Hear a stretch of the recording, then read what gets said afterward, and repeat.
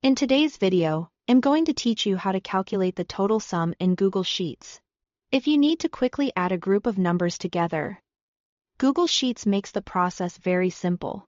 This is one of the most useful basic formulas to learn, especially if you're working with budgets, lists of expenses, sales numbers, or any kind of spreadsheet where totals matter.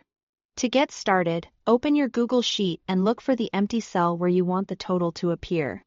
This is important because the result of your formula will show up exactly in that cell. So choose a spot that makes sense in your layout and keeps your sheet easy to read. Once you've selected that empty cell, type equals sum followed by an opening parenthesis. So you'll enter as equals sum. This tells Google Sheets that you want to use the sum function, which is designed to add numbers together automatically.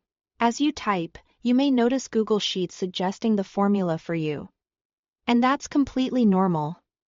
Next, highlight the range of cells you want to add up. For example, if your numbers are in cells A1 through a 10, click on A1 and drag down to a 10.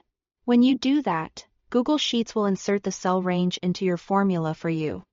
So it will look like is equals sum A1. A10. The colon in the middle means everything from the first cell to the last cell in that range will be included.